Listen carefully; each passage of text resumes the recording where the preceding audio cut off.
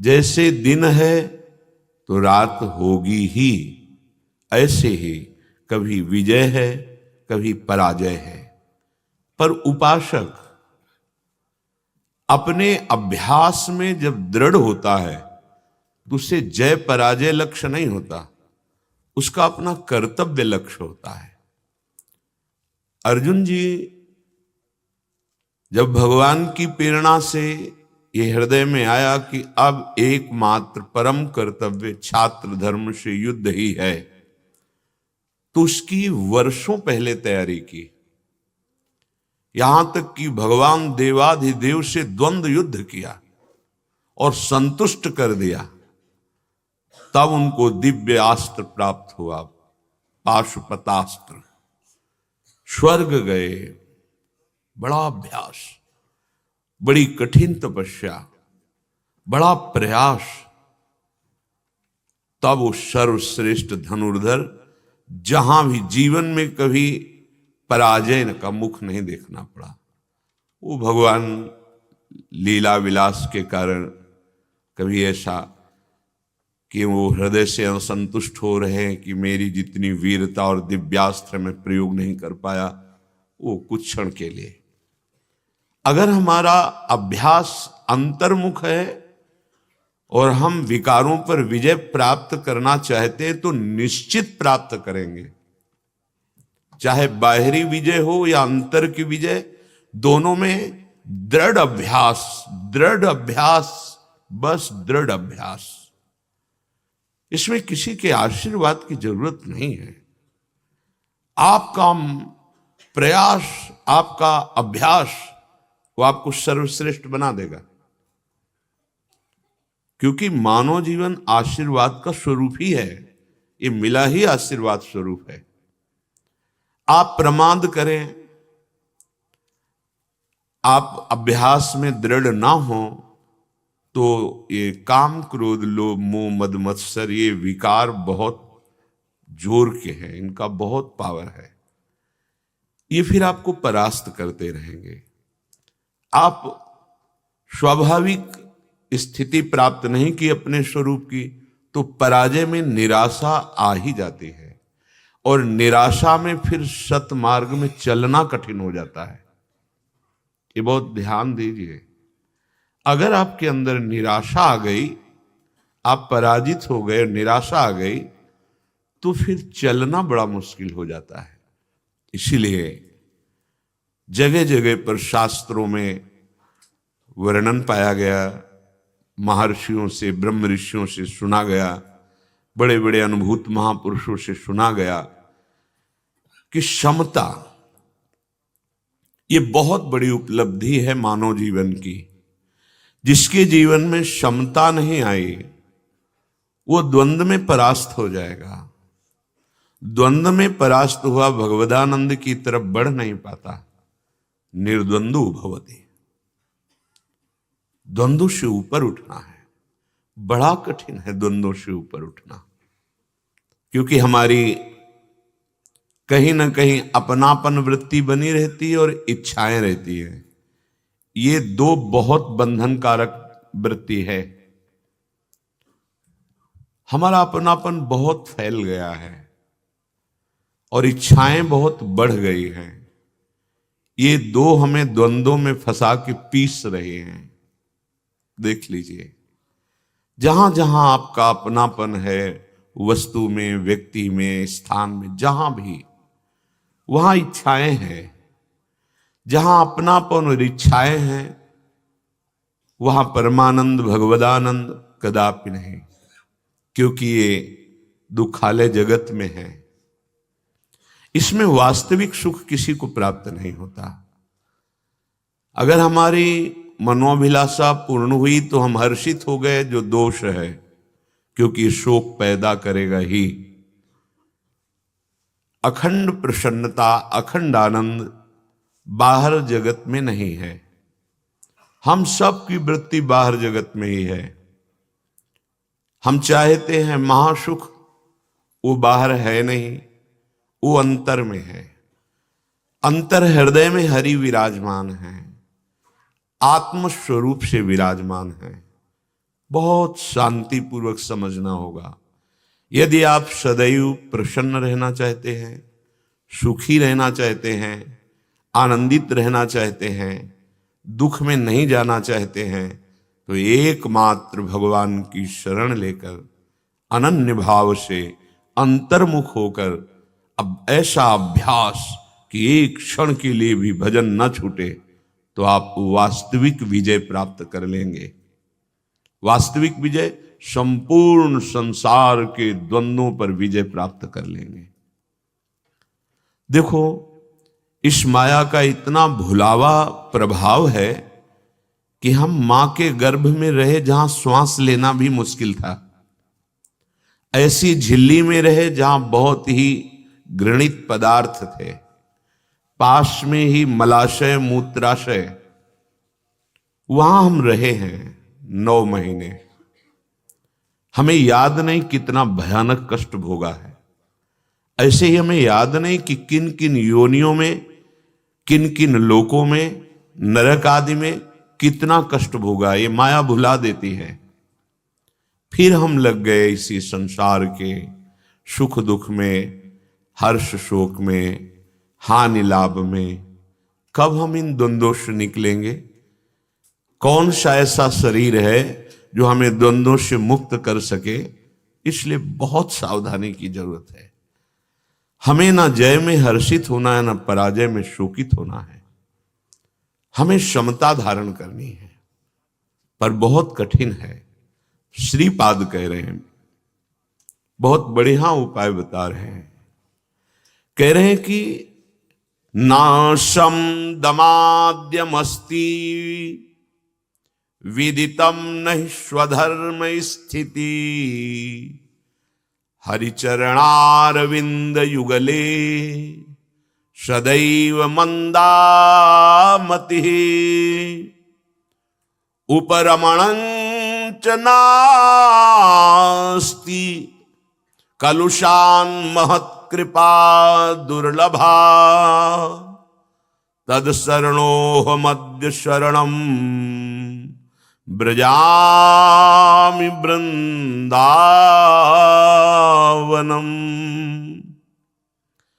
शम दम आदि बहुत कठिन है।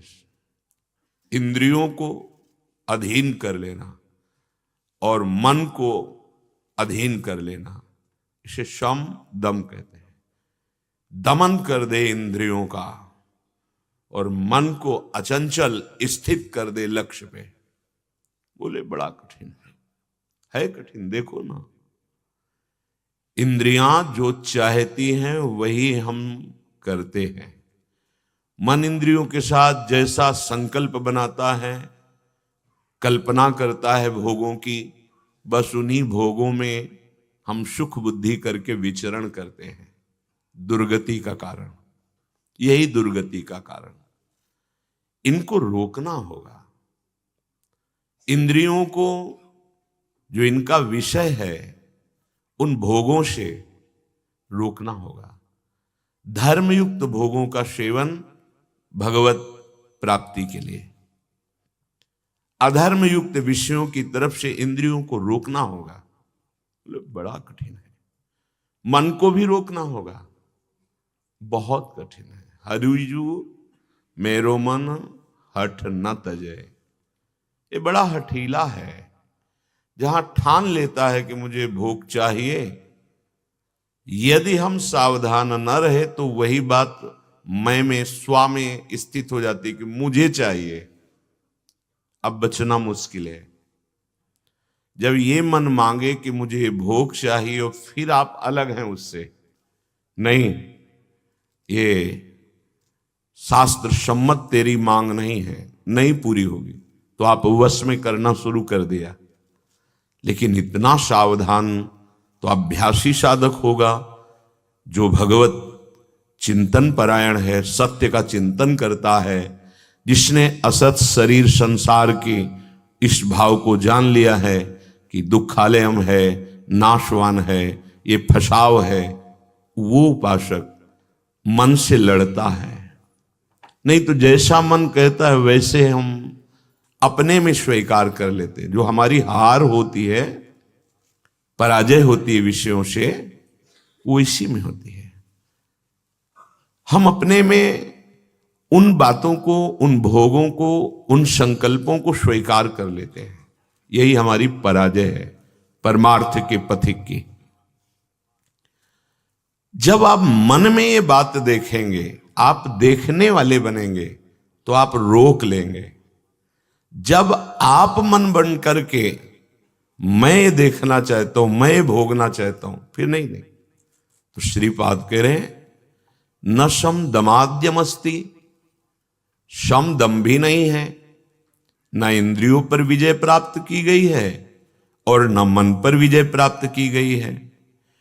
विदितम नहीं स्वधर्म स्थिति, वास्तविक हमारा स्वधर्म क्या है ये कोई जानने के लिए तैयार नहीं है। स्व धर्म, पर धर्म, हम पर धर्म को ही स्वधर्म मान लिए हैं।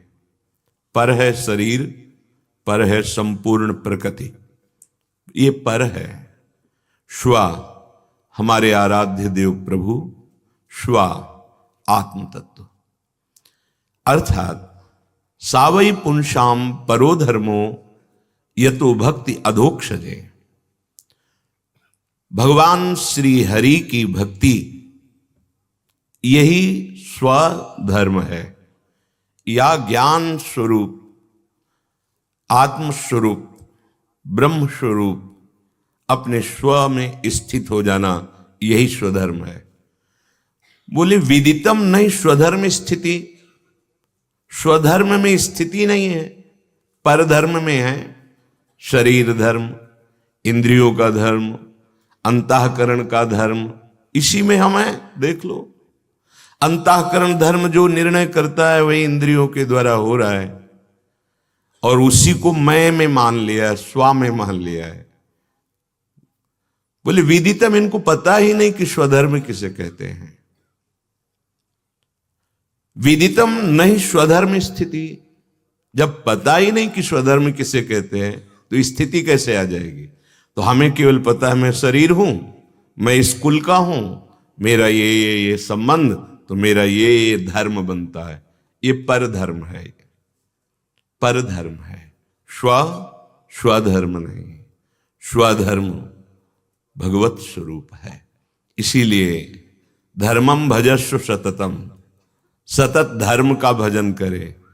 त्यज लोक धर्मान, लोक धर्मों का त्याग करके। इसीलिए भगवान के सर्वधर्मान परित्यज्य माम एकम शरणम भज, यह है स्वधर्म। तो विदितम नहीं, किसी को ज्ञान ही नहीं। कोई बिरला ऐसा है जो स्वधर्म को पहचानता है, ना वो अपने स्वरूप को जानता है, ना वो भगवान से संबंध स्वीकार करता है। शरीर और शरीर संबंधियों में, भोगों में बस इसी को धर्म मान लेता है। जो मन कहे वही हमारा करना कर्तव्य है। बस यही द्वंद्वों में हमें पीस रहा है। श्रीपाद कह रहे हरिचरणारविंद युगले सदैव मंदामति, ऐसी मति मंद हो गई है कि प्रभु के चरणों की तरफ तो बढ़ना ही नहीं चाहती है, बढ़ना ही नहीं चाहती है। अगर उससे सीधे मार्ग पर खड़ा कर दे गुरुजन, हरि कृपा, शास्त्र, तो पास से इतनी छोटे छोटे पगडंडियां हैं जो संसार को ही ले जाती है। मन और इंद्रियों को सर्वतो भावेन अपने कर्तव्य का पालन करते हुए प्रभु में लगना बहुत कठिन है। हरिचरणार विंद युगले सदैव मंदामति, श्यामा श्याम के चरणार विंद में मंदमती ये जा ही नहीं रही है, ये भोगों की तरफ ही बढ़ रही है। उपरमणंच नास्ति कलुषान महत कृपा दुर्लभा, इतना हृदय गंदा हो गया है कि संतों के पास भी जाकर के वहां तर्क वितर्क मलिनता का विचार, महापुरुषों की कृपा प्राप्त करना बड़ा दुर्लभ हो रहा है। महत्संगस्त दुर्लभ हो, पहले तो उनका मिलना कठिन है, अगर मिल जाए तो अगम्यों, निर्वाह करना कठिन है, भरोसा दृढ़ नहीं हो सकता, समर्पण दृढ़ नहीं हो सकता। अहम इसमें बहुत बाधा पहुंचाता है। हम अपनी बुद्धि का निर्णय मानते हैं। अगर संत महापुरुषों के एक एक शब्द पर आपकी दृष्टि हो तो आपको कोई फांस नहीं सकता। माया बल वहां प्रयोग करती है जहां अपनी मति होती है, और जहां शास्त्र सम्मति, गुरु सम्मति, वहां माया स्पर्श नहीं कर सकती, क्योंकि माया भगवान की दासी है, भगवान की अनंत शक्तियों में एक महान शक्ति है। जब भगवद वाणी या गुरुवाणी के अनुसार आप चल रहे हैं, बस शब्दों पर ध्यान दीजिए। वो शब्द ऐसे नहीं है कि व्यवहारिक है, एक एक शब्दों पर ध्यान दीजिए। शब्द आपको ब्रह्म में स्थित कर देंगे। मंत्र मूलम गुरु वाक्यम, और कोई बिरला ही शब्दों पर ध्यान देता है कि गुरुदेव क्या बोले। आप अगर उसको दो शब्द भी उसमें मिला दिए तो निर्णय करना बड़ा कठिन हो जाएगा। जैसा शब्द यथावत उनके शब्द बोलिए, ऐसे शास्त्रों में यथावत जो लिखा हुआ है वैसे उसमें अपनी विचार मत थोपिए, माया स्पर्श ही नहीं करेगी। हम भगवत कृपा पात्र बने। यदि हमें दुर्लभ महापुरुषों का संग मिल गया है, तुम अपनी कलुषता का त्याग करें। कलुषता, मलिन बुद्धि के द्वारा उन शब्दों का अर्थ निकालना और अपने मनोनुकूल करके चल देना, तो बोले महत कृपा दुर्लभा। अब वो कृपा जो है वो दुर्लभ हो गई आपको। अब आप अपने पैरों के बल खड़े हो गए, अपने विचारों से अब चलना बड़ा मुश्किल हो गया। यहां गुरुदेव की कृपा बल से और उनके ज्ञान नेत्रों से देखकर चला जाता है। अज्ञान तिमिरांधस्य ज्ञानांजन शलाकया चक्षुरूनि मीलितम मेन। जो हमारे ज्ञान नेत्र ढके हुए थे, खुले नहीं थे, गुरुदेव की कृपा ने ज्ञान नेत्र खोल दिया और हम पर बल भागवतिक आध्यात्मिक प्रदान किया, तो हम उस मार्ग में चल सकते हैं जहां हम अपने विचार, अपनी व्यवस्था, अपनी मानसिकता, अन्य आश्रय, तो महत कृपा दुर्लभ, महत कृपा दुर्लभ हो गई। नहीं तो श्री सूरदास जी महाराज कह रहे हैं, यदि कुछ क्षण के लिए भगवत प्रेमी महात्मा का संग हो जाए, हरिजन संग छिनक जो होई, कोटि स्वर्ग सुख कोटि मुक्ति सुख, तासम लहे न कोई। करोड़ों स्वर्गिक सुख, जैसे मृत्यु लोक में केवल भारत ही नहीं है, बहुत से देश हैं, और इतना ही नहीं है, कुछ भूमि में केवल वास है, इससे कई गुना दिव्य भूमि है मृत्यु लोक में, जहां केवल सिद्ध और देवताओं का ही प्रवेश है, वहां मानव देह नहीं जा सकती। ऐसे स्वर्ग बहुत बड़ा है, विशाल है, कोई एक प्रांत जैसा नहीं है। करोड़ों करोड़ों प्रकार के सुखों की बहुतायत, ऐसा बोले कोटि स्वर्ग सुख, करोड़ों स्वर्ग सुख, कोटि मुक्त सुख। बड़ा दुर्लभ वचन बोल रहे हैं महामहिम श्री सूरदास जी। बोले मोक्ष सुख, एक मोक्ष की करोड़ों मोक्ष सुख अगर एक साथ हो, तो भगवत प्रेमी महात्मा का क्षण मात्र संग बराबरी नहीं कर सकता।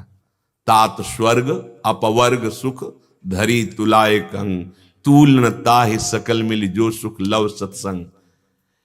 प्रेम क्षण में भगवद अर्पित चित्त और जीवन बना सकते हो, बस उनके वचन के अनुसार।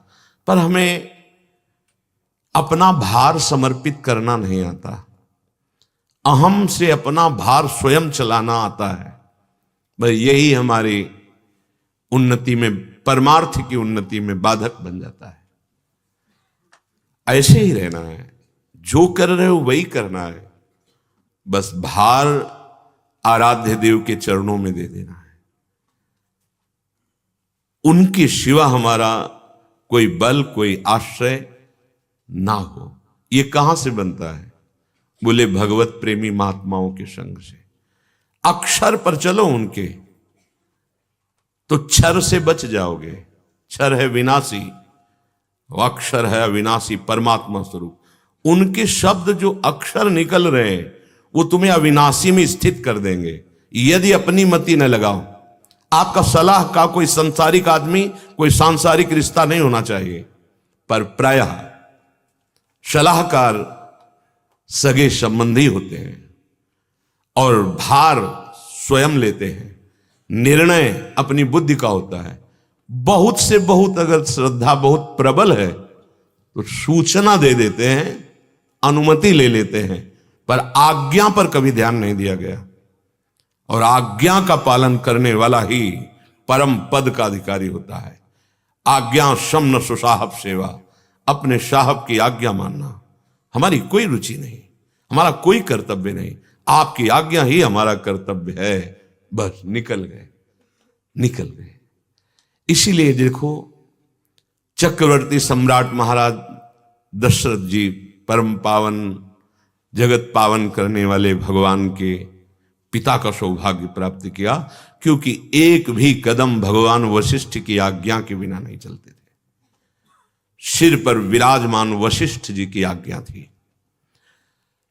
परम योगी परमहंस श्री सुखदेव जी के गुरु जनक जी, प्रभु पर महामहिम सदानंद जी विराज, उनकी आज्ञा के अनुसार यदि हमारे जीवन में संत नहीं है तो जीवन मृत है, मृत जीवन है। अहम जीवन मृत जीवन है।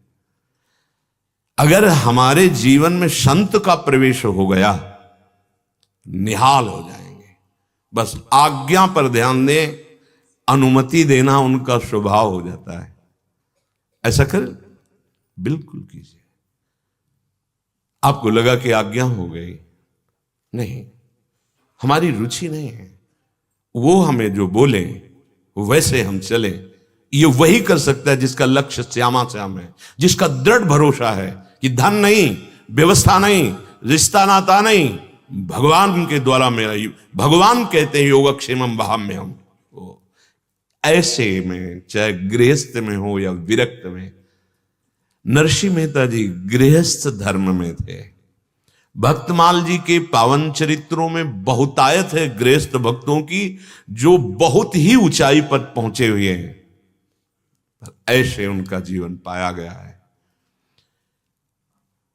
पूरे भाग्य पुण्य संचित फल, कृष्ण कृपा हुए जाके,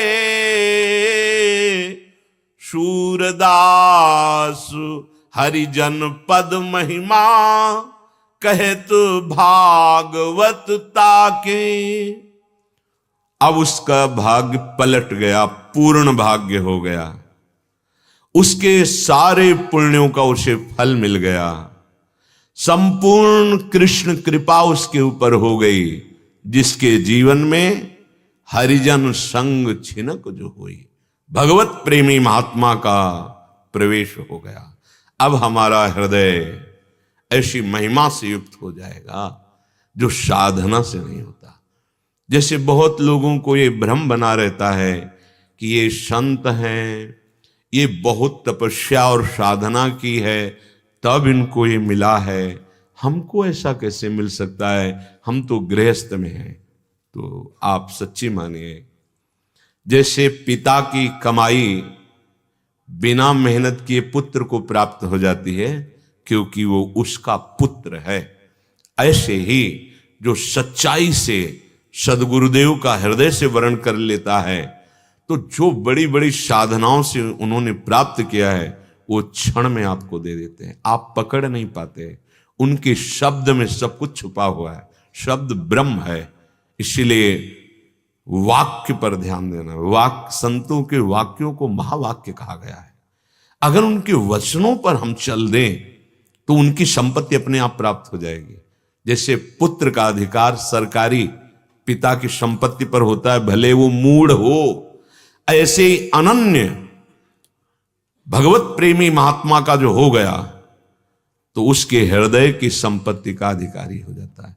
जैसे सेवक जी महाराज अपने गुरुदेव के अनन्य मन क्रम वचन त्रिशुद्ध सकल मत हम श्रीहित हरिवंश उपासी। तो क्या संपूर्ण वृंदावन, संपूर्ण प्रिया प्रीतम का प्रेम वैभव जो हितजू महाराज के हृदय में, वही सेवक जी के हृदय में प्रकाशित हो गया। हमारे ऊपर जब भगवान की विशुद्ध कृपा होती है तब भगवत प्रेमी महात्मा का संग मिलता है, तब हमें भगवत चर्चा सुनने को मिलती है। प्रभु जन पर प्रसन्न जब होई, जब प्रभु किसी जन पर प्रसन्न होते हैं, किसी मनुष्य पर प्रसन्न होते हैं, तब वैष्णव जन दर्शन पावे, पाप रहे नहीं कोई। तभी वो वैष्णव जनों का सानिध्य, दर्शन, संभाषण प्राप्त करता है, जिस पर हरि, जिस पर कृष्ण प्रसन्न हो जाते हैं। हाँ, मानो हमारे ऊपर बहुत कृपा प्रभु की है। ये तो वैष्णव का खेत है। एक से एक महापुरुष यहां विराजमान है, व्यक्त अव्यक्त, उनकी पावन चरण धूलि है ये, जो प्रेमाश्रुओं से भींगी हुई। अरे ये ब्रज है, वृंदावन है, अमोघ वस्तु है। यदि हमें संत दर्शन मिल गए, संत से हमें बात करने को मिल गया, उनकी बात पर हम चल दिए, हो गई, भाग्य पलट गया, पूरे भाग्य, पुण्य संचित फल, कृष्ण कृपा होए जाके।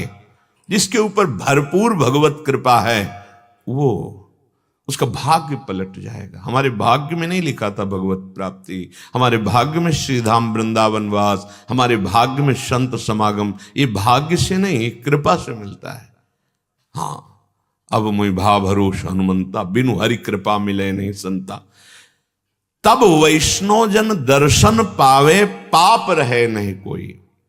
भगवत प्रेमी महात्मा का सानिध्य निष्पाप कर देता है। इतनी सामर्थ्य किसी भी तीर्थ में नहीं है, क्योंकि संतों के चरणों की जब वंदना का भाव आता है तो कहा गया तीर्थी कुर्वन्ति तीर्थानि। ये संत जन जब तीर्थों में जाते हैं ना, जो भगवत प्रेम में लबालब डूबे, निरंतर भगवत स्मृति, तो तीर्थों में बाहरी जन, जो विषयी जन हैं, जिनके पाप आचरण हुए, वो अवगाहन करते तो वहां कुछ पाप छूटते हैं। तो तीर्थों के पापों का नाश करने की सामर्थ्य उन भगवत प्रेमी महात्माओं के चरणों में है। तीर्थी कुर्वन्ति तीर्थानि, तीर्थों में पुनः पावन करने का जो सामर्थ्य है वो संतों के चरणों से आता है, क्योंकि उनके हृदय में निरंतर श्री भगवान विराजमान है, निरंतर भगवत स्मृति है। पाप रहे नहीं कोई। गंगा पापम शशि तापम दैन्यम कल्पतरुस्तथा, पापम तापम तथा दैन्यम हरति साधु समागमा। अगर कल्पतरु मिल जाए तो कामनाओं की पूर्ति कुछ प्राकृतिक कर सकता है। गंगा जी का सेवन पाप नष्ट करता है। चंद्रमा पूर्णिमा का प्रकाशित हो तो थोड़ा ताप नष्ट होता है, शीतलता प्राप्त होती है। पर यदि भगवत प्रेमी महात्मा मिल जाए तो संपूर्ण पापों का नाश, संपूर्ण तापों का नाश, दैहिक दैविक भौतिक, और संपूर्ण कामनाओं की पूर्णता एकमात्र साधु समागम से। चंद्रमा प्रकट होगा तो त्वगेंद्री में शीतलता होगी, छाती के अंदर नहीं। लेकिन संत समागम मिल गया तो दैहिक दैविक भौतिक तीनों तापों का नाश हो जाएगा।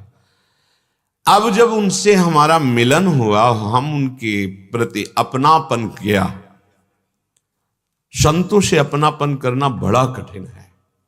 पुत्र से, पुत्री से, पत्नी से, परिवार से, रिश्ते नातेदारों से, सबसे अपनापन वास्तविक हो जाएगा आपका।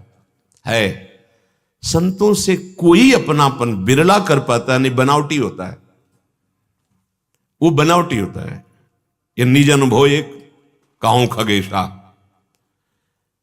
बड़ा सरल हृदय संतों को होता है, जहां आप बोले कि अब हमारे जीवन की बागडोर आपके हाथ में है, आपके सिवा हमारा कोई नहीं, बड़ा सरल हृदय, वो स्वीकार कर लेते हैं।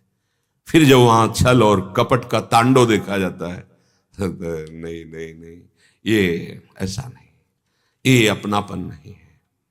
संतों से अपनापन हो गया तो भगवान कपिल देव जी कहते हैं जो आसक्ति संसार में, शरीर संबंधियों में है, वही तुम्हारे बंधन का कारण है। अगर वैसी ही आसक्ति संत से हो जाए, गुरुदेव से हो जाए, तो मोक्ष का खुला हुआ द्वार है। अर्थात अब आपके कल्याण में कोई संशय नहीं है। पर ऐसे निरपेक्ष संतों से आसक्ति कर पाना बड़ा कठिन होता है। आए की हुज्जत नहीं, गए की तलाश नहीं। आए हैं कोई प्रसन्नता नहीं, चले गए कोई खोज नहीं, फोन नहीं, क्यों नहीं आ पाए, कोई निरपेक्ष। वो निरपेक्ष हो, आप आसक्त, हो गया काम। अब उल्टा है, वो आसक्त हो रहे कि इसका कल्याण, और वो निरपेक्ष हो रहा है संतों से। यदि आप संपूर्ण चित्तवृत्ति समर्पित कर दिए, तो संतों को समर्पित करने का मतलब उनके स्वामी के हाथ में बागडोर पहुंच जाना। क्योंकि संतों के आश्रयदाता, जीवन प्राण भगवान हैं, प्रभु हैं, श्री हरि हैं। वो अपने हाथ में बागडोर संभाल लेते हैं। अब जब उनके वचन हमारे श्रवणेंद्रिय में जाते हैं तो बड़ी सामर्थ्य वचनों में होती है, पर वो वचन वही काम करते हैं जहां अपनापन संतों से हो गया है। यदि अपनापन नहीं है तो वो काम नहीं करेंगे। इसीलिए जब तक अर्जुन रथ से उतरकर भगवान के सामने प्रणति होकर मैं आपका शिष्य हूं, फिर भी भगवान नहीं बोले। फिर बोले मैं आपको समर्पित हूं। शरणागत का मतलब होता है तन से, मन से, वचन से मैं आपको समर्पित हूं। तभी भगवान गीता का उपदेश किए। संतों का उपदेश उस पर लगेगा, उस पर प्रभाव करेगा जिनका अपनापन हो गया है। अगर गुरुजन कभी हंसी में भी कुछ बोले हैं तो उस पर बहुत गौर से सुना गया है, और जब मनन किया गया तो बहुत सार बात है। बलिहारी गुरु कृपा की जो हमको खींचा, नहीं तो उस शास्त्र के वाक्य पर ही हम फंसे रहते। उसका आंतरिक रहस्य कहां है वहां मैं नहीं पहुंच पाता। गुरुदेव की कृपा। बोले हरि लीला आवेश होई मन, जिससे भगवत प्रेमी महात्माओं का संग मिल गया और गाढ़ अपनापन कर लिया। तुम्हें गुरु वो सुविधा देंगे जो त्रिभुवन में, त्रिकाल में कभी तुमने कल्पना भी नहीं की होगी। उनकी सुविधा श्री राधा जुग चरण निवास। उनकी संपत्ति दंपति संपत्ति पाई है। उनका महासुख कुंज महल की टहल सुख। इस पर दृष्टि रखो, ये महासुख की बात है। अब जब तुम्हारी दृष्टि गुरु पर टिक जाएगी, क्योंकि आपके अंदर वस्तु का लोभ जग गया, प्रिया प्रीतम, और अपने में देखा सामर्थ्य नहीं, प्रदान करने वाले सदगुरुदेव, अब बात बन गई। अब आवेश आएगा उनके वचनों के श्रवण मात्र से, और आपके कदम अध्यात्म में दौड़ पड़ेंगे। हरि लीला आवेश होई मन, प्रत्यक्ष अनुभूत विषय। हम जो कभी साधना से पहुंच ही नहीं सकते, गुरुदेव की मुस्कुराहट ने वहां पहुंचा दिया। बड़े बड़े महापुरुषों का अनुभव। पूज्य पादुड़िया बाबा जी की बहुत साधन करने पर भी मन को निर्विकार करने में असफल रहा गया। जब गुरुदेव ने कृपा की तो पता ही नहीं चला, और कब वो विकार शांत हो। बिल्कुल अक्षरशः परम सत्य। हरि लीला आवेश होई मन, सकल वासना नासय। हाँ, सकल वासना। अहम रूपी महल में सारी वासनाएं रहती हैं, और गुरुदेव का प्रहार सिर्फ इसी हम पे होता है। इसलिए अगम्यों, बड़ा कठिन है अहम का ऑपरेशन करवा पाना। कोई भाग्यशाली उपासक ही अहम का ऑपरेशन करवा सकता है। अन्यथा भागना पड़ेगा, भागना पड़ेगा। अहम पे चोट हो और उसको सह जाए, ये बर्दाश्त नहीं होगा। और मेरी स्वामिनी के दरबार में दैन्यता का प्रवेश है, अहम का नहीं है। अखिल कोटि ब्रह्मांड नायक परात्पर ईश, प्रीति की रीति रंगीलो ही जाने, यद्यपि सकल लोक चूड़ामणि दीनापन पो माने। अखिल कोटि ब्रह्मांड नायक है। अगर सखी ऐसे कर दिया, यहीं खड़े रहो, तो वहीं खड़े रहते हो, उसी की प्रणति होते हैं। यत किंकरीश बहुशा खलु काकुवाणी, काकुवाणी दैन्यवाणी। सखी मुझे प्रियाजू की सेवा में जाने दो, पास जाने दो, तुम कृपा कर दो।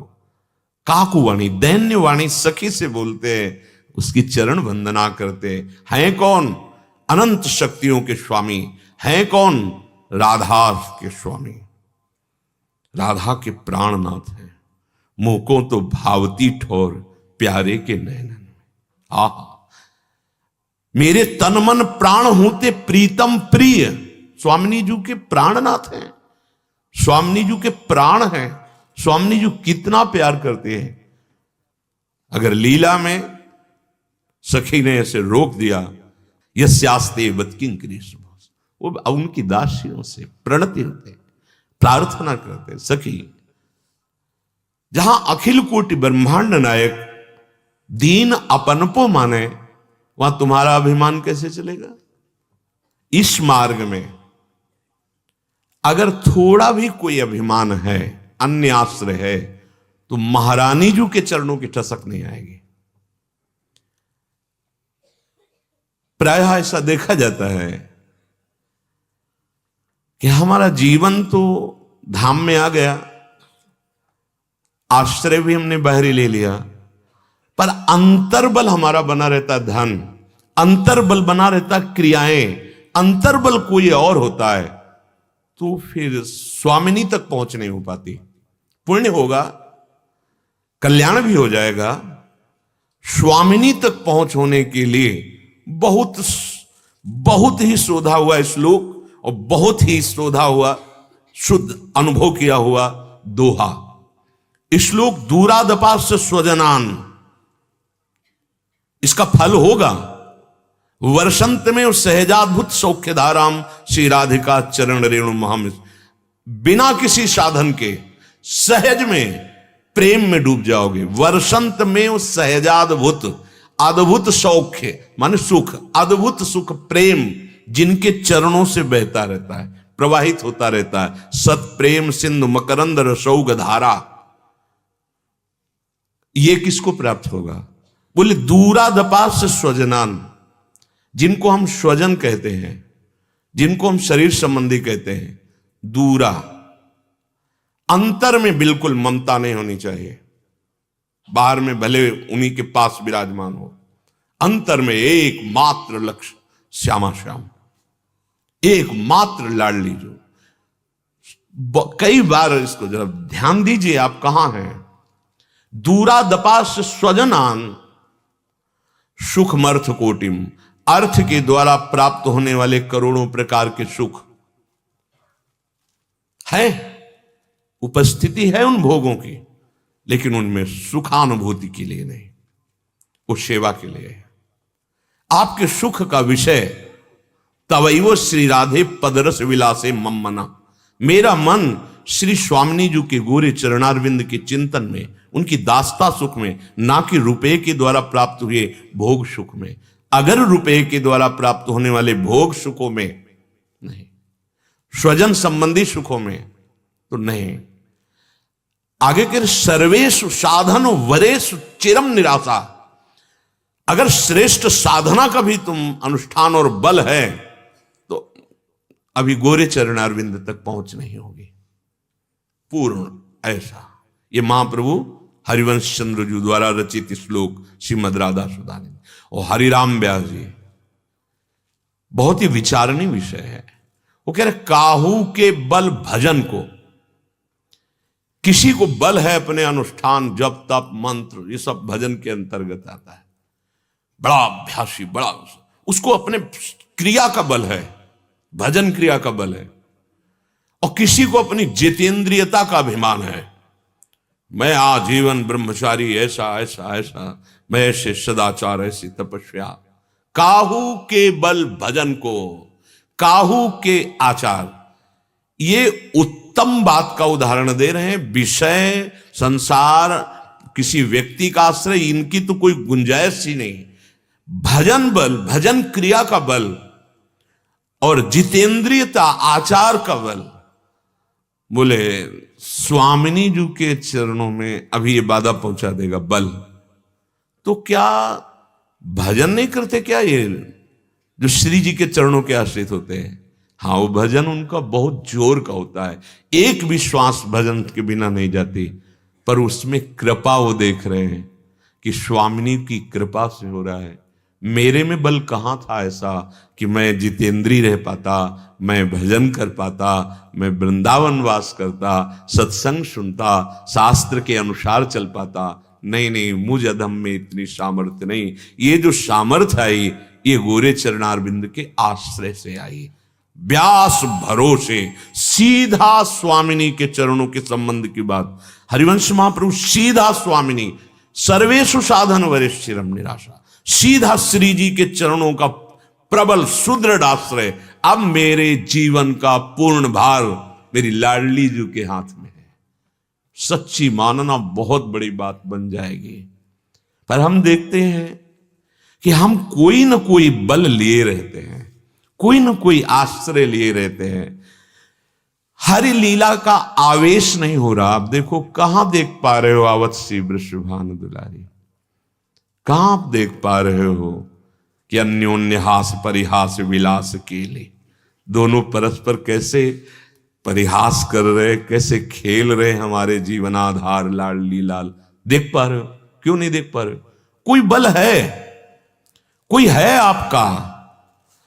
देखो, दोनों सिद्धांतों पर खूब विचार करके देखा गया, ज्ञान और भक्ति। ज्ञान के सिद्धांत में एको ब्रह्म द्वितीयो नास्ति, एक ब्रह्म के सिवा दूसरा नहीं। और भक्ति के सिद्धांत में देखा गया, मेरे तो गिरधर गोपाल दूसरो वही है। वही वो संस्कृत में वेद बोल रहा है और ये भक्त की छाती बोल रही है, मेरे तो गिरधर गोपाल दूसरो न कोई। दूसरा धन संपत्ति, मित्र, रिश्ता, नाता, सबके बीच में रहते हुए भी हृदय में स्थिति दूसरो न कोई। तभी वो द्वंद्वातीत, तभी वो नित्य परमात्मा में स्थित रहता है। हरि लीला आवेश होई मन सकल वासना नाशय। कोई और साधन नहीं बताया। बोले किससे? बोले जिस पर प्रभु प्रसन्न होते साधु समागम मिल गया। अब साधु समागम जो आपको उपदेश कर रहा है उसके अनुसार चलो, बहुत जल्दी लाभ। हरि लीला का आवेश हो जाना बड़ी दुर्लभ बात है। हरिराम व्यास जी ने कृपा का ही वर्णन किया है कि वैसे तो सोयो हो तो विषय मंदिर में, घर में नाना प्रकार की सुख सामग्री, राजा महाराजा सब शिष्य थे, बहुत आनंद से समय कट रहा था। ऐसा लग रहा था कि जो हमें प्राप्त होना है वो हो गया है, आगे कोई इच्छा ही नहीं थी। पर हित गुरु टेरी जगायो, वृंदावन से गुरुदेव भगवान ने मुझे बुलाया। कैसे? नवलदास जी गए वहां, जब पद गाया तब लगा कि अरे इतना महासुख वृंदावन में, लाल ललना उनके हृदय को शीतल कर रहे हैं। हित गुरु टेरी जगायो, बीच में और कुछ नहीं लिख रहे। अब तो व्यास बिहार बिलोकत, जो लीलाएं सुख नारद मुनि गायो, वो लीलाओं में हमारा प्रवेश हो गया। बोले किसके? बोले गुरु कृपा से, गुरु कृपा से। हरिराम व्यास जी को हरिवंश महाप्रभु की कृपा से नित्य विहार में प्रवेश हो गया। अब तो व्यास बिहार बिलोकत, हरि लीला आवेश होई मन। जिस मन में बड़ी दुर्वासनाएं भरी थी उसमें हरि लीला प्रकाशित हो गई। यह निश्चय विचार करी, सूरदास जी कह रहे, हरि स्वरूप तब भासै। जब ये निश्चय हो जाएगा कि गुरु कृपा ही केवलम, संत समागम ही भगवत प्राप्ति का उपाय है, तो हरि स्वरूप उर्भास है, हृदय में दिखाई देगा कि गौर श्याम जोड़ी विराज। आंख मुंदी तो आंख खुली तो हृदय में प्रिया प्रीतम का अनुभव। तो श्रीपाद कह रहे हैं कि इतनी मलिनता बुद्धि में हो गई है, उपरण मंचन आस्ति कलुषान, इतना हृदय कलुष हो गया है। देखो, अपना मानकर कुछ देना पुण्य, और अपने सहित समर्पित कर देना कुछ लेने देने का विषय नहीं, आपका है, आपका। आप आदेश कीजिए, मेरा मन, मेरा प्राण, मेरा जीवन। जो गीता जी ये गुरुवाणी है, जितने भी शास्त्र है गुरुवाणी है। जो वास्तविक सत्य मार्ग पर चलकर संतों ने अनुभव किया, तो भगवान ही उनके हृदय में बैठ के बोलते हैं। पर मेरी कलुषता बुद्धि लगती है।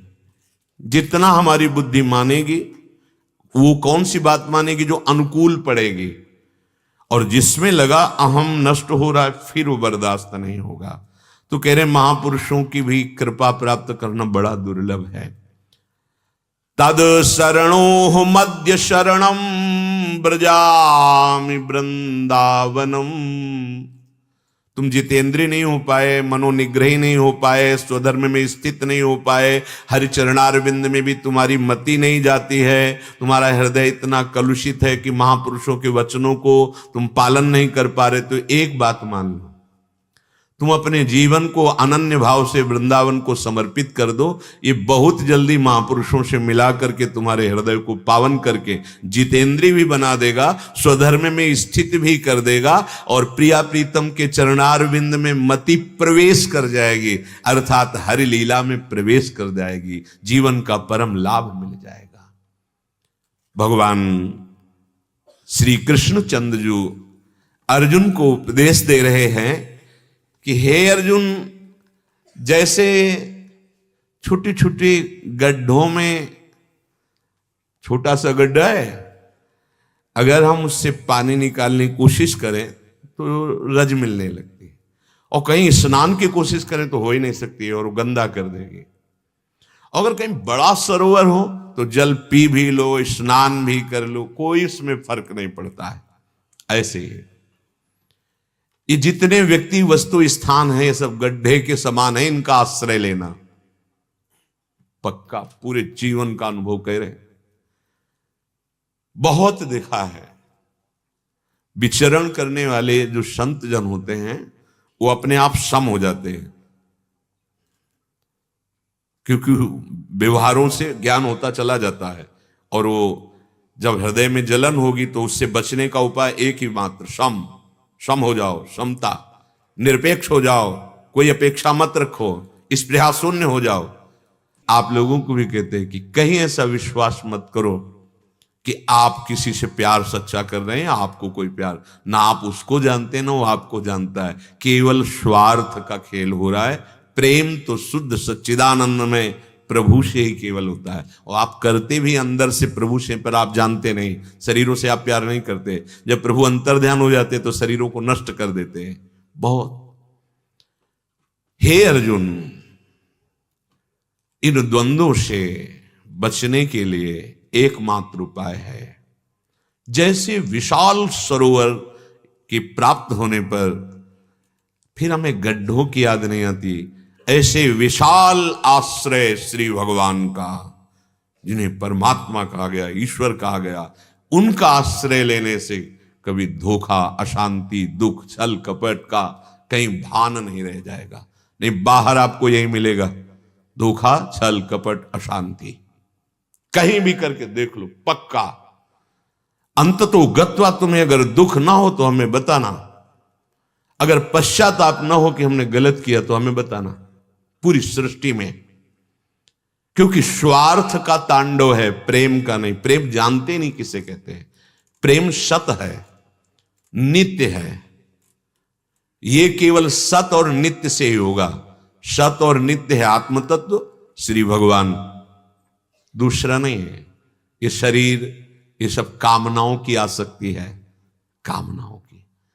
जब कामनाएं हमारी नहीं पूरी होती, फिर प्यार करके कोई दिखावे, सामने वाला प्रतिकूल व्यवहार करे और हम उसे प्यार करें, ऐसा असंभव।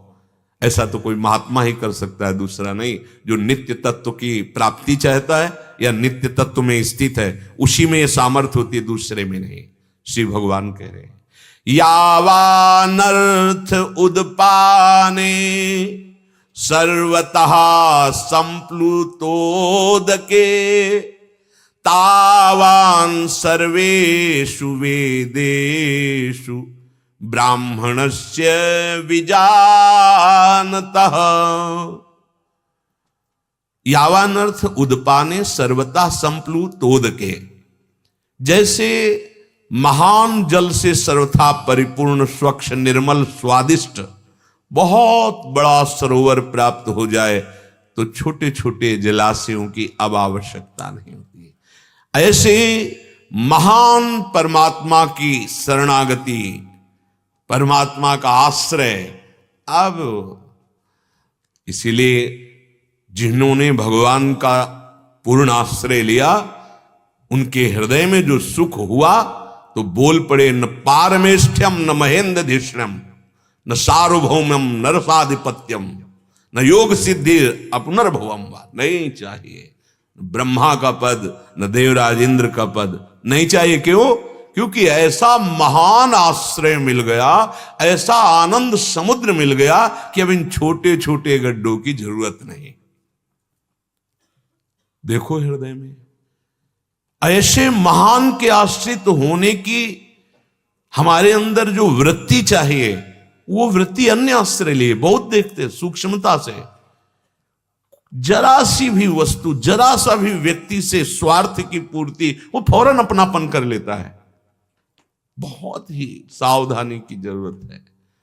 ये जीवन परमात्मा प्राप्ति के लिए एकमात्र श्री भगवान का, एकमात्र मामेकम शरणम व्रज। छोटी छोटी पगडंडियां हैं आश्रय की।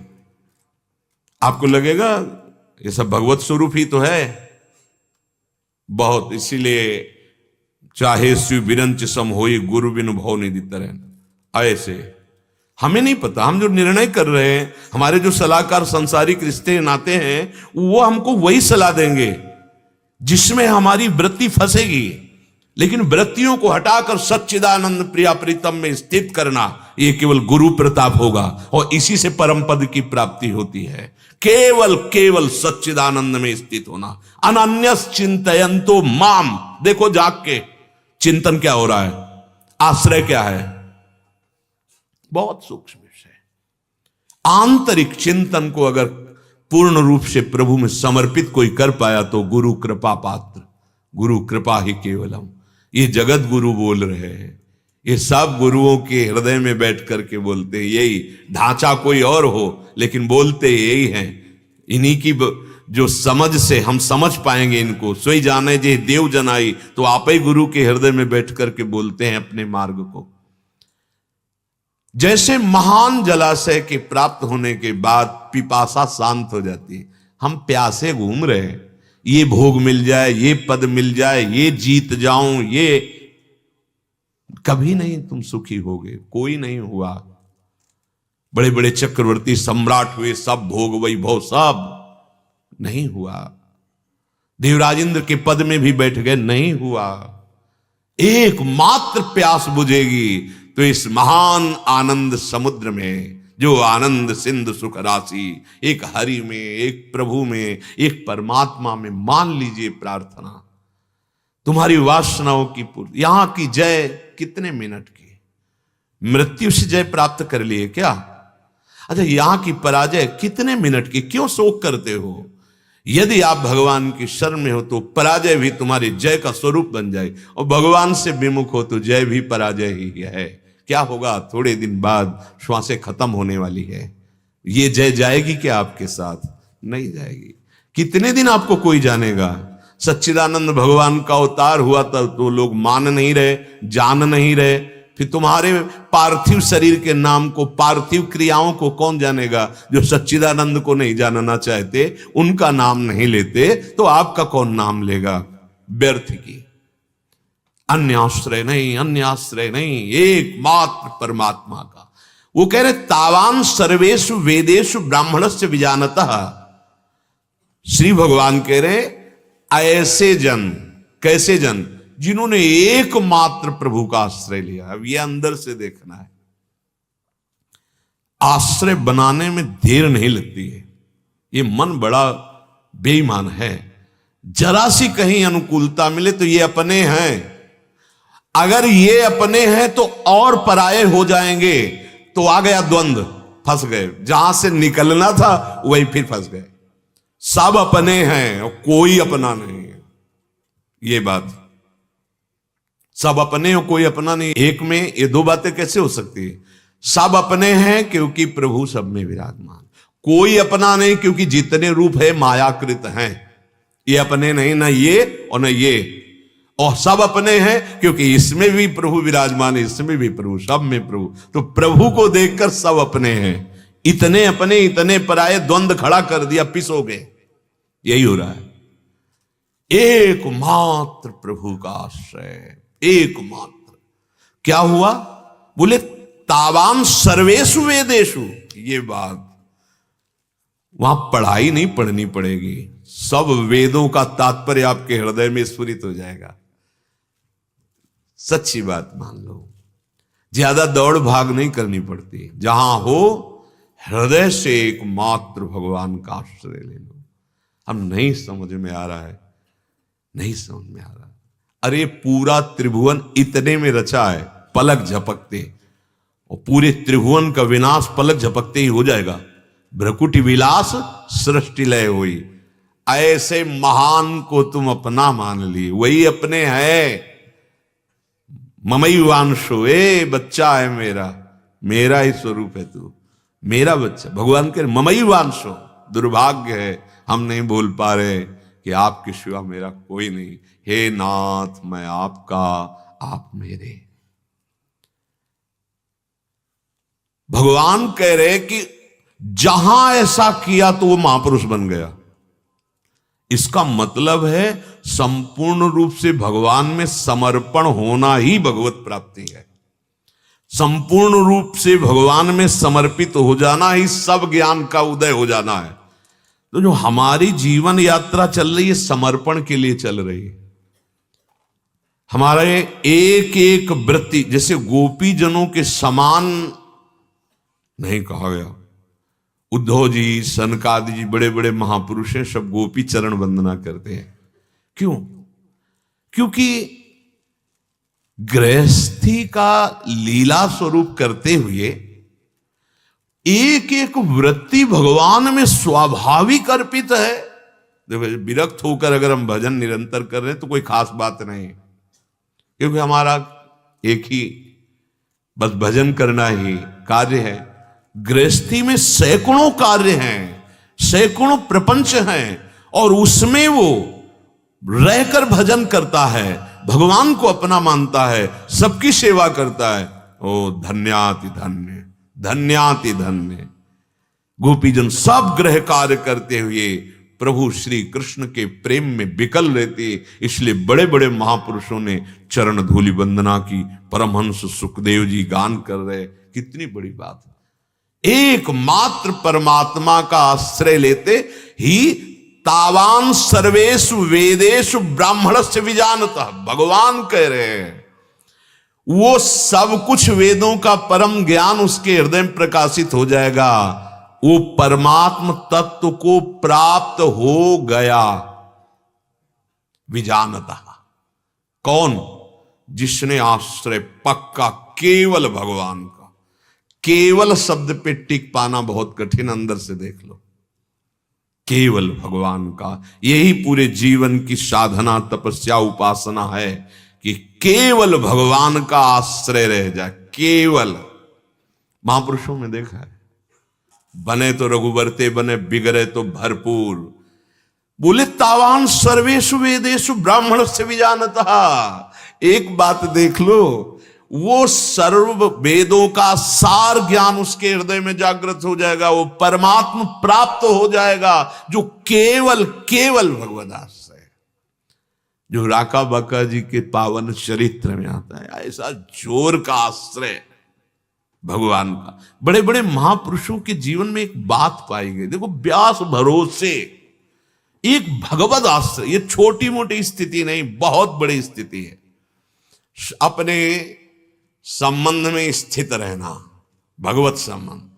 मामा प्रयागदास जी खूब बादशाह की तरह, और जब कोई कहता कि भजन तो तुम करते नहीं, माला लिए दिखाई दे, अरे माला वो जपे, हमारे तो जीजा राम जी और जिज्जी जानकी जी।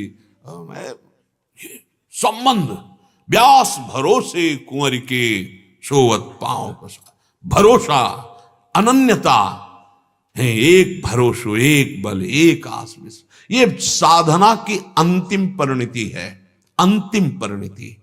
पूरा जांच कर हृदय में देख लो, कोई न कोई आश्रय पकड़े रहते हो, सीधे सीधे आराध्य देव से।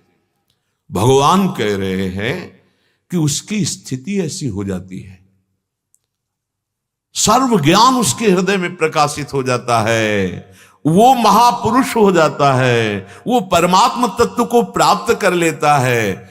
जितने भी, ध्यान दीजिए, वेदों में कहे हुए साधन हैं, यज्ञ, दान, तपस्या, तीर्थ, व्रत, उपवास, जो भी, ये सब पुण्य प्रदान कर सकते हैं, इनसे उसका कोई संबंध नहीं रहता। किसका? ये छोटे छोटे सरोवर हैं, जो महान जलाशय का आश्रय, जो भगवत पूर्ण आश्रित हो गया, तो क्या उसके जीवन में नहीं होता? क्या नहीं होता है? उसका जीवन ही यही होता है, लेकिन आश्रय नहीं होता उसका। उसका आश्रय आंतरिक बात समझनी है। इन क्रियाओं का, इनके फलों का, दोनों का आश्रय नहीं होता, न फल का आश्रय और न क्रिया का आश्रय। और खूब भजन साधन होता है, जो भगवद आश्रित है वो कोई प्रमाद में से पड़ा थोड़ी रहता है। अरे चैन नहीं, पड़ा कैसे रह सकता है? बिल्कुल नहीं, बिल्कुल नहीं। वो सुंदर साधना होती है जो आदर्श होती है, पर उसे साधना का बल नहीं होता, बल होता है अपने आराध्य देव का। साधना हो रही है, पर ना साधना के फल से उसको मतलब है और ना उस साधना से संबंध है, संबंध प्रभु से केवल। ये आंतरिक बात है। तभी कह रहे, देखो, जो केवल भगवदाश्रित हो चुका मन वचन कर्म से, उसको संपूर्ण ज्ञान हो जाता है, परमात्मा साक्षात्कार हो जाता है। वेदों में जितने भी यज्ञ, दान, तपस्या, तीर्थ, व्रत, ये जितने भी साधन हैं, उसका उनसे कोई संबंध नहीं रहता। तो क्या ये सब उसके जीवन में नहीं होते? भरपूर होते हैं। शास्त्र में जितने साधन लिखे सब देख लोगे उसके जीवन में, पर उसको मतलब नहीं होता, आश्रय नहीं होता उसका। व्रत का आश्रय, तप का आश्रय, यज्ञ का आश्रय, ये आश्रय प्रियालाल का, अपने आराध्य देव का। अर्थात अब ये जितने छोटे छोटे सरोवर हैं, इनसे उसका कोई संबंध नहीं। महान जलाशय एकमात्र प्रभु से। जो परमात्म तत्व को जानने वाला है और वेदों तथा शास्त्रों के तत्व को जानने वाला है, उसी को कहा गया ब्राह्मणस्य विजानतः। और ये वही जान सकता है जो अनन्य भाव से प्रभु में अर्पित हो गया। किंचन मात्र अन्य भरोसा नहीं। बड़े से बड़ा भय आवे तो देखो तुम्हारा मन कहां भाग के गया, कहां गया? भरोसा उसका जो उस संपूर्ण त्रिभुवन में व्याप्त है, उस परम तत्व का भरोसा। हम भरोसा बहुत जल्दी प्रकृति का कर लेते हैं, पर परमात्मा का नहीं। ये बहुत दगाबाज मन है। जब तक भगवत साक्षात्कार ना हो जाए तब तक अपने मन रूपी शत्रु से ही सावधान रहना चाहिए। परमात्म तत्व जिसको प्राप्त हो जाता है तो तीन गुणों का प्रभाव उसके ऊपर होना बंद हो जाता है। यह है भगवत प्राप्त का लक्षण। न सतोगुण का प्रभाव, न रजोगुण का प्रभाव, न तमोगुण का प्रभाव। वो त्रिगुणातीत हो जाता है। नित्य सत्वस्थ, नित्य सत्य वस्तु परमात्मा में स्थित हो जाता है। जिसको भगवत प्राप्ति हो जाती है वो निर्द्वंद हो जाता है। मान अपमान सुख दुख लाभ हानि इसका प्रभाव नहीं पड़ता है। बुखार उतर गया है तो थर्मामीटर बताएगा, आपके कहने से नहीं होगा। ये भागवतिक थर्मामीटर है। एकमात्र जो भगवत आश्रित हो जाता है उसे भगवान का साक्षात्कार हो जाता है। सारी साधना उपासना एकमात्र मन बुद्धि सबको समेटकर प्रभु के चरणों में लगाने के लिए, पूरे जीवन के जीवन बीत जाते हैं समेटने में। इसीलिए भगवत प्राप्ति दुर्लभ कही गई है। और सर्व संगोपहो हिमाम, बड़ी जल्दी समिटा देते हैं गुरुदेव, बड़ी जल्दी समिटवा देते हैं। इसलिए सर्व संगोपहो हिमाम सत्संगा, सत्संग बहुत जल्दी समेट देता है। और समिटा हुआ ही भगवान का आशिक कहलाता है, प्रेमी कहलाता है। सबकी ममता ताग बटोरी, बस इसी में साधना है। कितनी जल्दी तुम अपने शरीर और शरीर संबंधी भोगों में, शरीर संबंधी रिश्ते नातेदारों में जो फैली हुई ममता है उसे समेटकर प्रभु में लगा देते हो। यही साधना है, यही भगवत प्राप्ति दुर्लभ नहीं है। कठिन पड़ रहा है समिटना, अन्य आश्रय छोड़ना कठिन पड़ रहा है। जे ही छोड़ा पूर्ण आश्रित हुए तो भगवत प्राप्ति हो गई, भगवान कह रहे। और जिसको भगवत प्राप्ति हो जाती है उसकी पहचान, बोले वो तीनों गुणों का उसके ऊपर प्रभाव नहीं पड़ता, ना सतोगुण का, ना रजोगुण का, ना तमोगुण का, क्योंकि वो त्रिगुणातीत परमात्मा तत्व में स्थित हो गया है। दूसरी बात, वो निर्द्वंद हो जाता है। कोई भी द्वंद उसके हृदय में जलन या हर्ष पैदा नहीं कर सकते। मान अपमान, शत्रु मित्र, निंदा स्तुति, लाभ हानि या जन्म मृत्यु आदि का द्वंद कोई भी उसे स्पर्श नहीं कर सकता। और ना उसमें राग द्वेष रह जाते हैं, ना किसी से राग और ना किसी से। यह है भगवत प्राप्त की स्थिति। निर्द्वंद, त्रिगुणातीत, बिल्कुल राग द्वेष की स्फुरणा ही नहीं होती है। नाप लेना चाहिए कि मेरे अंदर है कि नहीं। और वो नित्य तत्व में स्थित महापुरुष निर्योग क्षेम हो जाता है। अब उसे अपने योगक्षेम की भी चिंता नहीं रहती, न शरीर की, न मन की, न, क्योंकि वो नित्य तत्व में स्थित हो गया है। योगक्षेम कहते हैं अप्राप्ति की प्राप्ति करना, और क्षेम कहते हैं प्राप्ति की रक्षा करना। अब वो ऐसे तत्व को प्राप्त हो गया जिसके प्राप्त होने के बाद कुछ प्राप्त करना बाकी ही नहीं रहता। ऐसे तत्व को प्राप्त हो गया है कि वो कभी क्षीण ही नहीं होता, उसकी रक्षा करने की क्या, वो तो नित्य भगवत स्वरूप में स्थित हो गया है। तो निर्योग क्षेम स्थिति आ गई। अब योग क्षेम की परवाह नहीं, कोई द्वंद नहीं व्यापता, कोई माया का प्रभाव उसके ऊपर नहीं पड़ता। वो राग द्वेष रहित हुआ महापुरुष परमात्मा तत्व में स्थित माना जाता। हाँ, भगवत प्राप्ति हुई है। सच्चाई से चलोगे तो मानव देह भगवत प्राप्ति के लिए ही मिला है। कोई भी वस्तु, व्यक्ति, स्थान, पद, ये सब भाव खत्म हो जाते हैं जिससे भगवत प्राप्ति होती है। वो सदा ऐसे परमात्म सुख में निमग्न रहता है जैसे कोई महान सरोवर के प्राप्त होने पर फिर छोटे मोटे गड्ढों की याद नहीं आती। ये कैसे प्राप्त होता है? भगवान कह रहे तुम्हें जो कर्तव्य मिला है बस दृढ़ता पूर्वक करो। कर्तव्य करने में प्रायः जब हम कोई कर्म करते हैं तो हमारी इच्छा पहले जागृत हो जाती है कि इसका हमको ये फल मिले। फिर हम बाद में अगर फल मिल गया तो हर्षित हो जाते, फल न मिला तो शोकित हो जाते, द्वंद्व में हम फंस रहे रहते हैं। इसलिए श्री भगवान आगे के श्लोक में कहते हैं कर्मणे वाधिकारस्ते मा फलेषु कदाचन मा कर्म फल हेतुर्भूर्मा ते संगोस्त्व कर्मणि। कर्तव्य कर्म करने में तेरा अधिकार है। देखो, हम अगर वास्तविक विजय चाहते हैं तो हमें आदर्श विजयी पुरुषों का चरित्र देखना होगा। थोड़ा सा काम बना, अनुकूलता मिली, विजय मिली कि फूल करके विषयों में उतर जाते हैं, इसलिए पराजय निश्चित हो जाती है। थोड़ा अभ्यास किया और हम विजय चाहते हैं, नहीं। अर्जुन जी रात और दिन दोनों हाथों से धनुष चलाने का अभ्यास करते थे, सभ्यसाची। दिन में प्रकाश में अभ्यास करते थे, तो उनके अभ्यास की प्रियता को देख करके द्रोणाचार्य जी ने कहा, कभी अंधेरे में अर्जुन को भोजन करने को अवसर मत देना। तो एक दिन ऐसा ही हुआ, दीपक जल रहा था, अचानक बुझ गया। तो बिना देखे वो अभ्यास से ऐसे मुख में जा रहा था।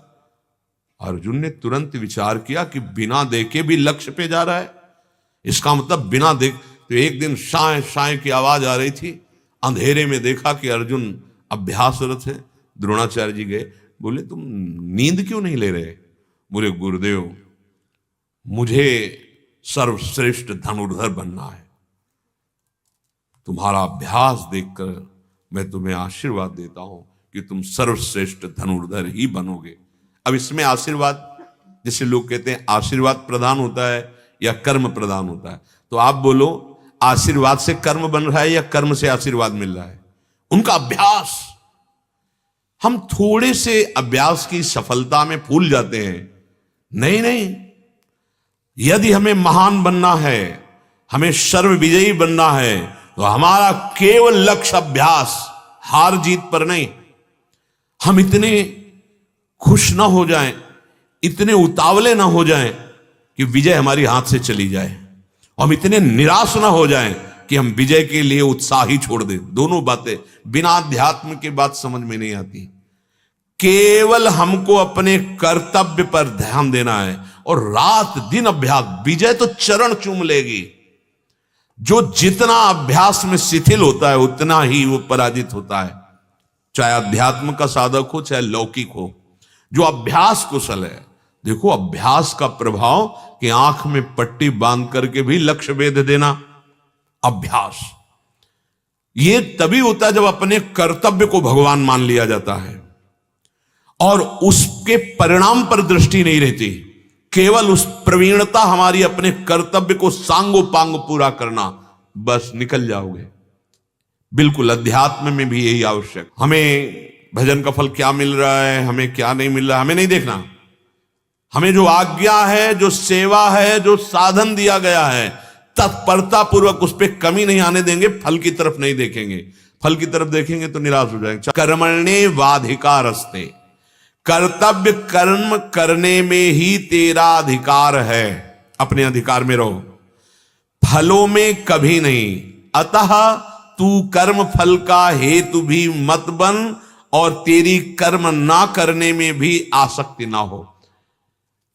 फल की आकांक्षा से हमारा कर्म करने में उत्साह होता है, इसलिए कहा कि कर्म ना करने में भी। ऐसा नहीं कि अब मैं क्यों करूं जब फल की आकांक्षा नहीं, नहीं करना पड़ेगा। कर्तव्य कर्म के लिए तुम्हारी मानव देह मिली, और जब ये सब झूठा ही संसार तो नहीं, ये अंदर से मान करके आपको कर्तव्य कर्म स्वांग दिया गया है, अक्षरशः उसका पालन करो।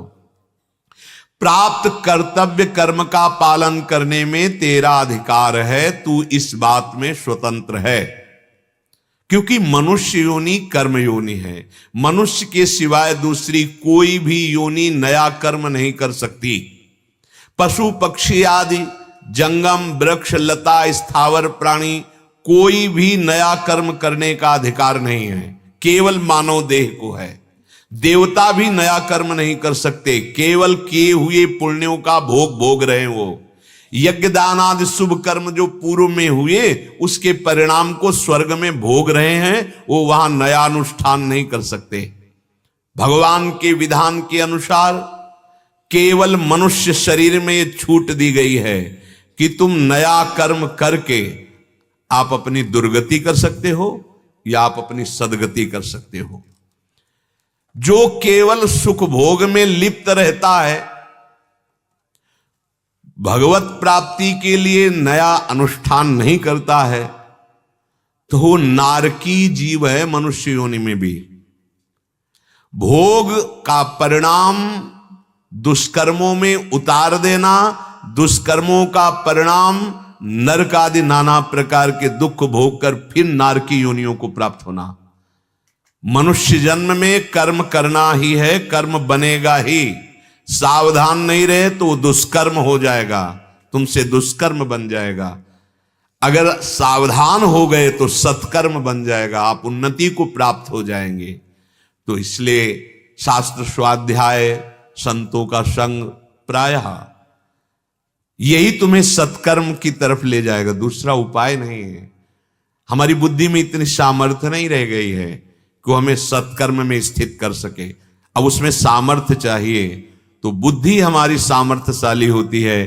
भगवान के जो मार्ग में चलने वाले, भगवत प्राप्ति की प्रबल लालसा वाले साधक हैं, या जो भगवत प्राप्त हो गए वो सिद्ध हैं, दोनों से हमें बल मिलता है। भगवान की सेवा रूपी यदि कर्म बन जाए तो इसी जन्म में उद्धार हो जाए।